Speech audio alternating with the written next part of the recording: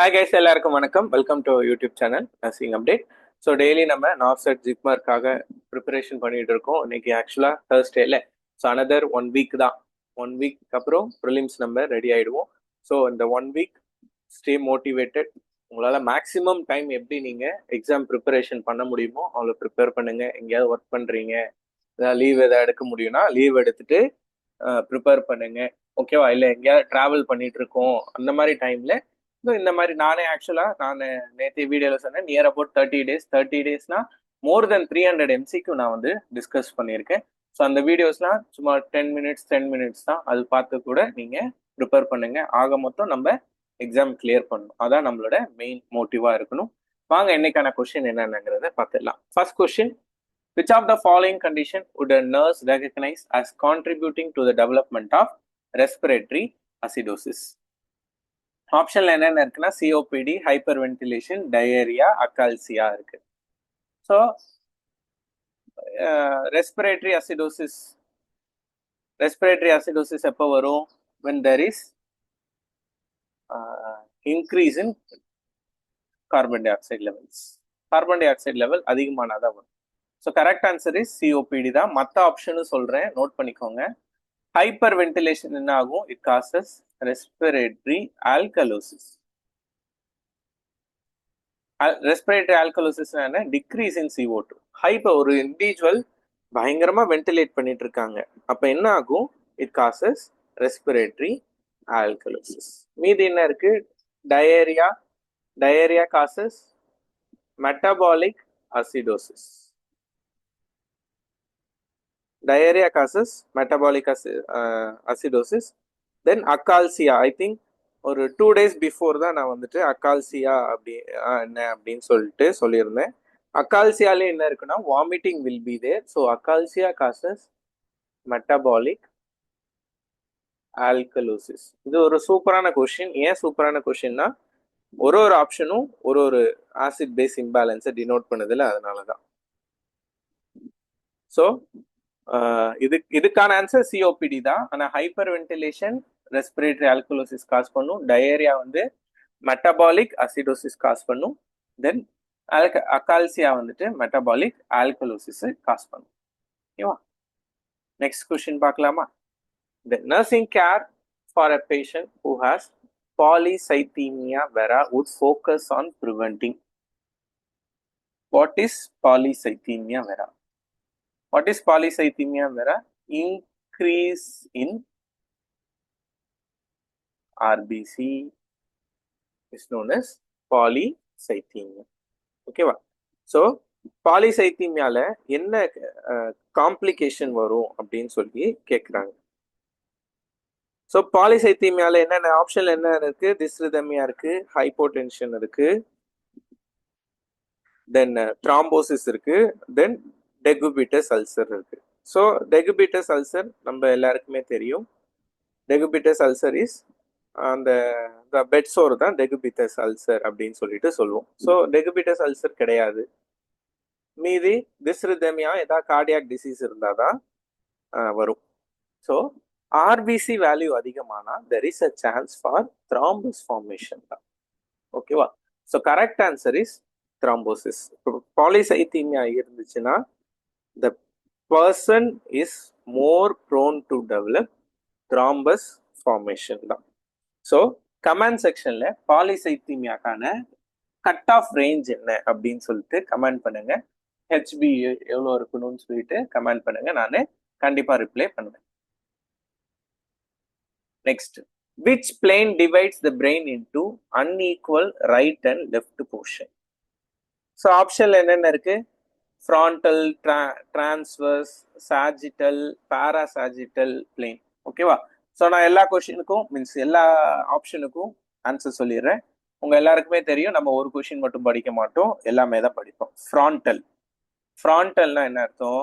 Frontal phone உங்களுக்கே தெரியும், ஃப்ரண்ட்ல இருக்கும். ஓகேவா? இது என்ன செய்யும்? பாடியை ஆன்டீரியர் போஸ்டீரியரா பிரிக்கும்.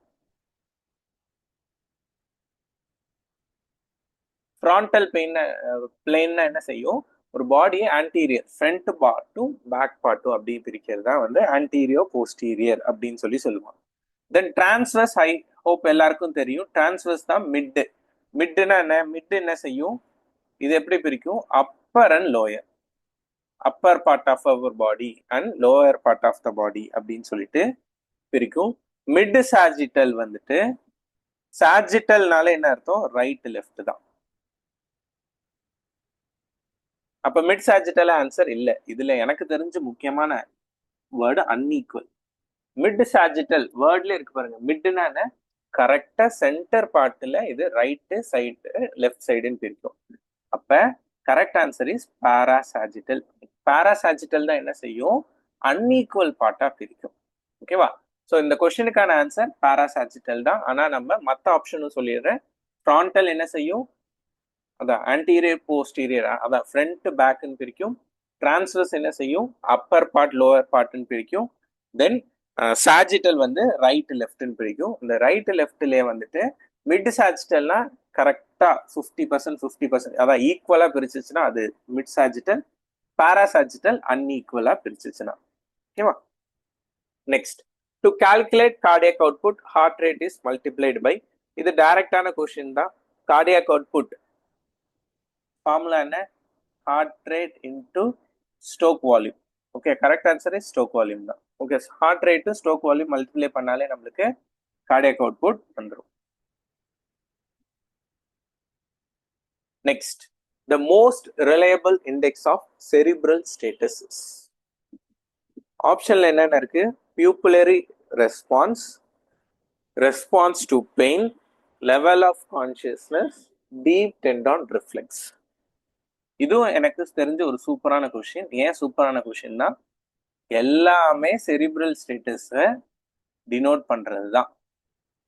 ஆனா முக்கியமான வேர்டுன்னு most reliable index.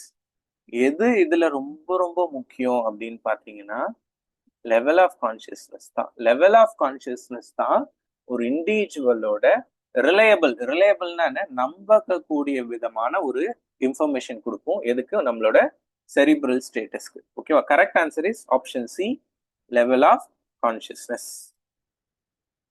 Next, the antidote to heparin is. ஹெப்பாரினோட ஆன்டிடோட் என்னன்னு கேட்குறாங்க. ஆப்ஷன்ல calcium gluconate, vitamin K, protamine sulphate, atropine. இது என்னடா இதெல்லாம் ஒரு கொஸ்டினா கேட்பீங்க. ஆனா ரெண்டுமே நீங்களுக்கு கன்ஃபியூஸ் ஆகும்.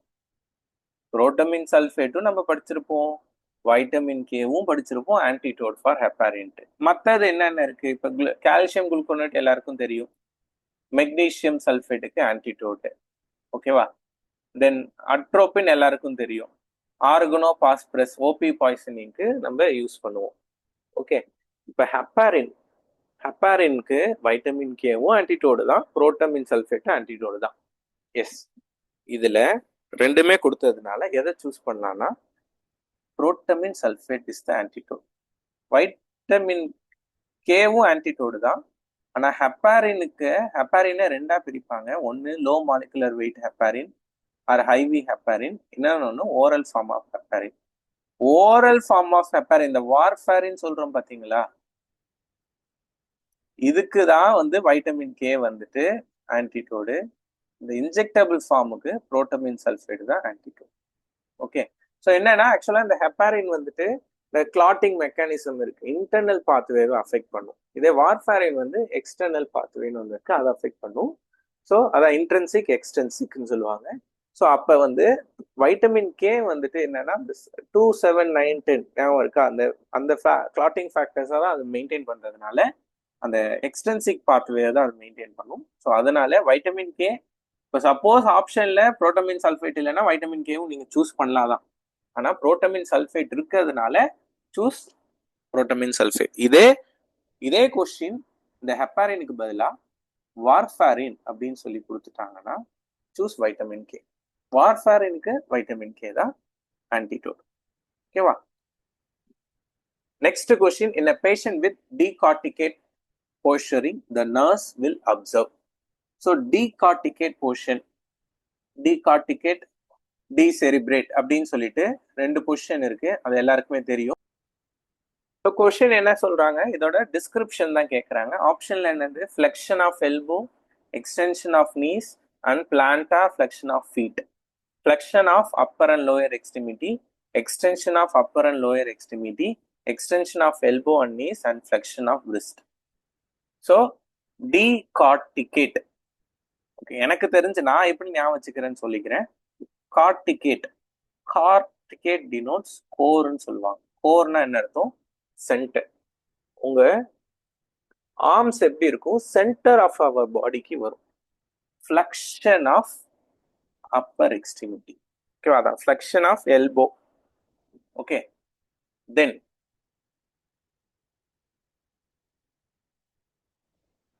டீசெரிப்ரேட்னு ஒன்று இருக்குல்ல, டீசெரிப்ரேட். இதுல பாருங்க, செரிப்ரேட் இன்னு வருது. E denotes extension. எக்ஸ்டென்ஷன் கை வந்து எக்ஸ்டெண்டட் ஆயிடும். ஓகேவா? அதான் வந்துட்டு டீசெரிப்ரேட். டீகார்டிகேட் அப்ப flexion of elbow, extension of knees and plantar flexion of feet. அதாவது இன்வர்ட் ரொட்டேஷன் ஆஃப் ஃபீட் இருக்கும். அதான் வந்துட்டு decorticate. Correct answer option A தான் வந்துட்டு கரெக்டான ஆன்சர். மீதி என்ன இருக்கு? Flexion of upper and lower extremity அப்படி ஒரு இதே கிடையாது. ஸோ ஆப்ஷன் பியும் கிடையாது. Option C extension of upper and lower எக்ஸ்ட்ரிமிட்டியும் கிடையாது. ஆப்ஷன் டி தான் extension of elbow and knees and flexion of wrist. இதுதான் வந்துட்டு டீசெரிப்ரேட்டுக்கான டெஃபினிஷன். ஓகே, ரொம்ப சிம்பிள் டெஃபினிஷன் தான், ஆனால் ரொம்ப ரொம்ப முக்கியமான ஒரு கொஸ்டின். ஏன்னா ஆப்ஷன் கன்ஃபியூசிங்காக இருக்கும் உங்களுக்கு, அதனால தான் சொல்றேன். ஓகே, ஸோ எல்லாரும் கேட்டிருந்தீங்க எக்ஸாம்ஸ் ப்ரிப்பரேஷனுக்காக அந்த மாடல் மார்க் டெஸ்ட் எப்படி எழுதுன்னு. நான் எக்ஸ்பிளைன் பண்ணிடுறேன். நம்ம வெப்சைட்டு இல்லை அப்ளிகேஷன் ரெண்டுத்துக்கான லிங்க் வந்து டிஸ்கிரிப்ஷன்லேயே கொடுத்துருக்கேன். ஆண்ட்ராய்டு யூசர்ஸாக இருந்தீங்கன்னா நீங்கள் அப்ளிகேஷன் டவுன்லோட் பண்ணி யூஸ் பண்ணலாம். வெப்சைட்டை வந்துட்டு இந்த ஐஃபோன் யூசர்ஸ்க்கு இந்த வெப்சைட் வேணால் யூஸ் பண்ணிக்கோங்க. இதான் home page. Okay, home page first வரதுலேருந்தே கூட சொல்கிறேன். ஃபஸ்ட்டு எடுத்தோன்னே இப்படி தான் வரும். சைன் அப், புது அக்கௌண்ட்டாக இருந்தால் சைன் அப் பண்ணிக்கோங்க. உங்கள் நேமு, டேட் ஆஃப் பர்த் எல்லாமே போட்டு சைன் அப் கொடுத்துக்கோங்க. இல்லை கண்டினியூ வித் கூகுள் கூட நீங்கள் கொடுக்கலாம். இல்லை சைன்இன், ப்ரீவியஸ் யூஸராக இருந்தால் சைன்இன் கொடுத்துக்கோங்க. ஃபார் எக்ஸாம்பிள், நான் இப்போ எங்களோட இன்ஸ்டியூட்டோட, வெண்பா கோச்சிங் இன்ஸ்டியூட்டோட இதை ஓப்பன் பண்ணுறேன், சைன்இன் பண்ணுறேன். சைன்இன் பண்ணோன்னே இப்படி தான் ஓப்பன் ஆகும். இதை க்ளோஸ் பண்ணிடுறேன். இதில் ப்ரீவியஸ் இயர் எம்சிக்யூஸ் இருக்குது. ஸோ ப்ரீவியஸ் இயர் எம்சிக்யூஸ் வந்துட்டு எல்லாமே ஃப்ரீ தான். உங்களுக்கு மட்டும் இல்லை, யார் நம்ம அப்ளிகேஷன் டவுன்லோட் பண்ணி யூஸ் பண்ணாலும் எல்லாருக்குமே இது ஃப்ரீ தான். இல்லை ஜிப்மர், நான் ஆர்ஆர்பி, நெக்ஸ்ட் ஆர்ஆர்பி எக்ஸாம் வருது, ஆர்ஆர்பி, எய்ம்ஸ், நார்த் செட் எல்லாமே உங்களுக்கு ஃப்ரீ தான். ஓகேவா? Previous year MCQs. நெக்ஸ்ட் இங்கே போனீங்கன்னா எய்ம்ஸ் ப்ரிலிம்ஸ்ன்னு இருக்கும். ப்ரிலிம்ஸ் மாடல் 1 சூஸ் பண்ணுங்க. மாடல் 1 ஃப்ரீ தான். மாடல் 2, 3, 4, 5 இது மாதிரி 25 மாடல் இருக்கு. இது வேணும்னா மட்டும்தான் நீங்க பே பண்ணணும். இல்லைன்னா மாடல் 1 நீங்க ஃப்ரீயாவே எழுதிக்கலாம். ஸ்டார்ட் கொடுங்க. ஸ்டார்ட் கொடுத்தோன்னே இதுல அந்த 18 மினிட்ஸ் வச்சுட்டு அந்த டைமர் 18 மினிட்ஸ் ஆகுதுல, அது மாதிரி தான். ஸோ இது வந்து எல்லாருக்குமே தெரியும். ப்ரிலிம்ஸ் வந்துட்டு 5 பார்ட் இருக்கும். 18 மினிட்ஸ் தான். 1.5 மணி நேரம் எக்ஸாம் இருக்கு.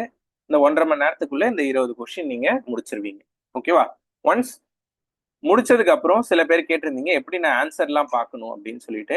நான் ஆன்சர் பார்க்கறது வந்து சிம்பிளா சொல்லிடுறேன். ஆன்சர் நான் வந்து இப்போ ஃபார் எக்ஸாம்பிள் ஏதோ ஒரு மாடல் எடுக்கிறேன், இல்லை கொஷின் இருக்கு, கொஷின் ஏதோ நான் ஆன்சர் பண்றேன். ஓகேவா? ரேண்டமா ஆன்சர் பண்றேன். இப்படிதான் உங்களுக்கு அந்த இதுவும் இருக்கும். Okay, computer based. இப்போ ஃபினிஷ் டெஸ்ட் கொடுத்துட்டு ஃபினிஷ் கொடுத்துட்டேன்னா இந்த ப்ரிவியூன்னு ஒரு ஆப்ஷன் வருது பார்த்தீங்களா?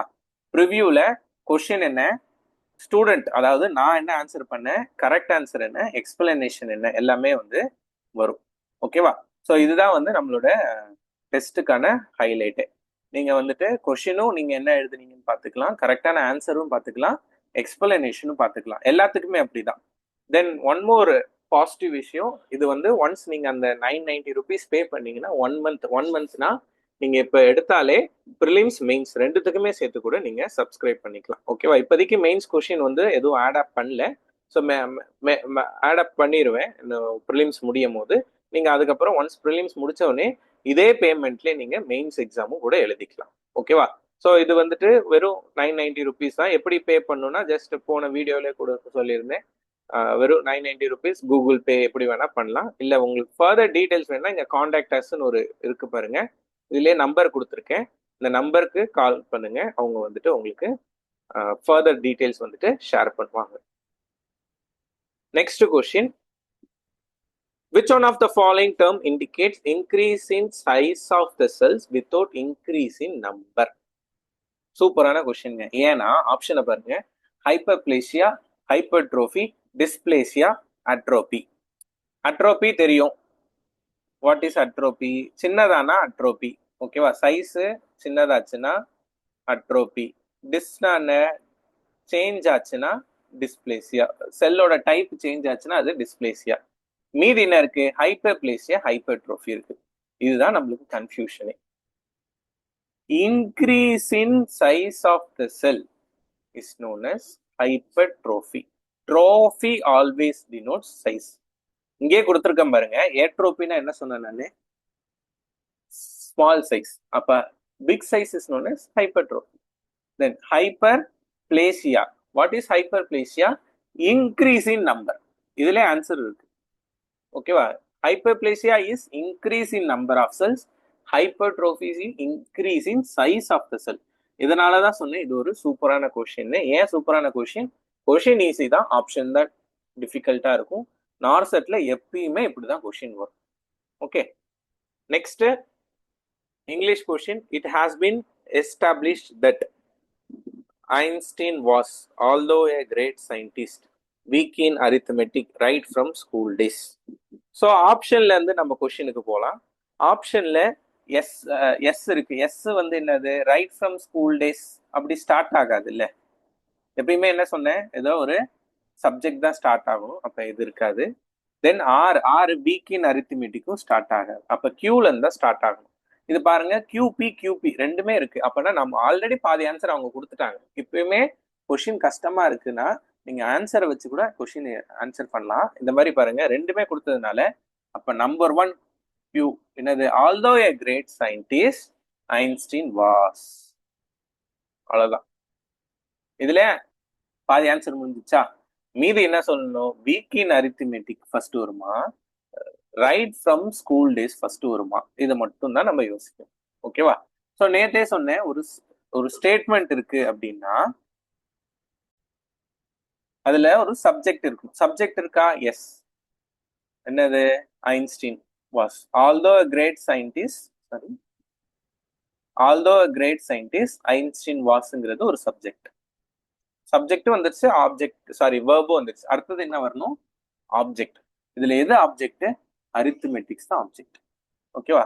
So although a great scientist, Einstein was weak in arithmetic right from school days. So அப்ப ஃபர்ஸ்ட் என்னது? QPRS. கரெக்ட் ஆன்சர் என்ன? ஆப்ஷன் பி, QPRS தான். Next, which of the gas is not known as greenhouse gas? So green house case எல்லாருக்குமே தெரியும், இந்த ozone layer affect பண்றது தான் green house case. Methane இருக்கு, நைட்ரஸ் ஆக்சைடு இருக்கு, கார்பன் டை ஆக்சைடு இருக்கு, ஹைட்ரஜன் இருக்கு. ஹைட்ரஜன் தான் answer. Hydrogen is not a green house case, மற்றது எல்லாமே கிரீன் ஹவுஸ் கேஸ் தான். ஹோப் இந்த வீடியோ பிடிச்சிருக்குன்னு நினைக்கிறேன். பிடிச்சிருந்தா உங்க ஃப்ரெண்ட்ஸ் எல்லாருக்கும் ஷேர் பண்ணுங்க. நான் வீடியோல ஸ்டார்டிங்ல சொன்ன மாதிரி மீதி இருக்க 1 வீக் நீங்க எங்கேயாவது டிராவல் பண்றீங்க, வேலைக்கு போறேன், இல்ல ஏதாவது நான் ஒர்க் பண்ணிட்டு இருக்கேன், இல்ல ஏதாவது ஒரு ஹவுஸ் ஹோல்ட் ஒர்க் பண்றேன், அந்த நேரத்திலயும் வீணாக்காம இந்த மாதிரி வீடியோஸ் எல்லாம் கேட்டுட்டு இருந்தீங்கன்னா உங்களுக்கு கண்டிப்பா வந்து எக்ஸாம் கிளியர் பண்றதுக்கு ஹெல்ப்ஃபுல்லா இருக்கும். Thank you so much guys.